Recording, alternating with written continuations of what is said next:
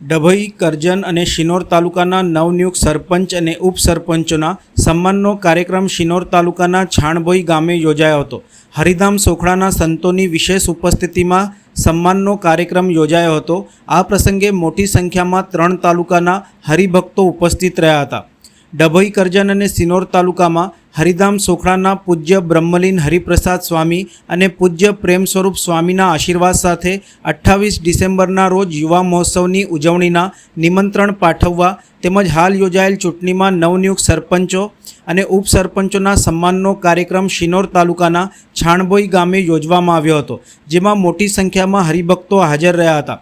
આ પ્રસંગે સેવક સ્વામી, સત્યપ્રકાશ સ્વામી, શ્રીજી વલ્લભ સ્વામી તેમજ સાધક સ્વામી ખાસ ઉપસ્થિત રહી આશીર્વચન પાઠવ્યા હતા. સજાન સ્વામી મહારાજની જય, હરિપ્રસાદ સ્વામી મહારાજની જય, પ્રેમ સ્વરૂપ સ્વામી મહારાજની જય, આત્મીય સમાજની જય જય જય, આત્મીય યુવા પર્વની જય જય જય.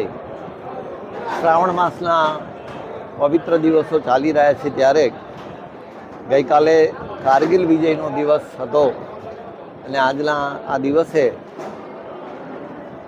છાણભોઈ ગામમાં ડભોઈ, શિનોર અને કરજણ તાલુકામાં નવા ચૂંટાયેલા સરપંચશ્રી અને ઉપસરપંચશ્રીઓના સ્વાગત સન્માન માટેનો કાર્યક્રમ આત્મીય સ્વજન શ્રી મહેશભાઈ પટેલ છાણભોઈ તેમજ સત્સંગ મંડળના બધા ભક્તોએ ભેગા મળીને હરિધામ સોખડા સ્વામિનારાયણ મંદિર વતી આ કાર્યક્રમનું અહીંયા આયોજન કર્યું હતું.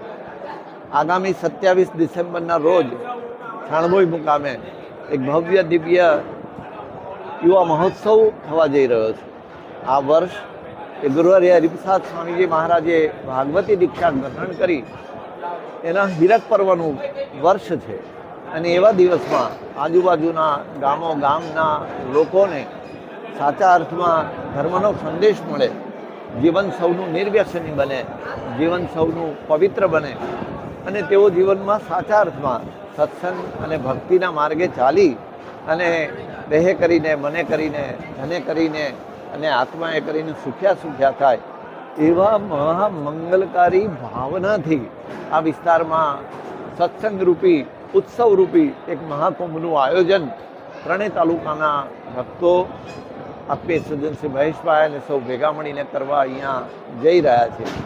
એ નિમિત્તે આજે અહીંયા આ એક સરસ મજાના સરપંચશ્રીઓના સન્માનનો કાર્યક્રમ કરવામાં આવ્યો હતો.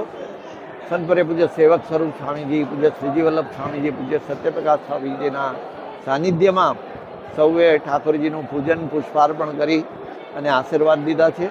સૌ સંતોએ પણ તેઓને શાલ અર્પણ કરીને ગુરુહરિ સ્વામીશ્રી તથા પ્રગટ ગુરુહરિ પ્રેમ સ્વરૂપ સ્વામીજીની મૂર્તિ અર્પણ કરીને અને સાથોસાથ હાર તોરાથી તમામ સરપંચશ્રીઓનું સ્વાગત કર્યું છે.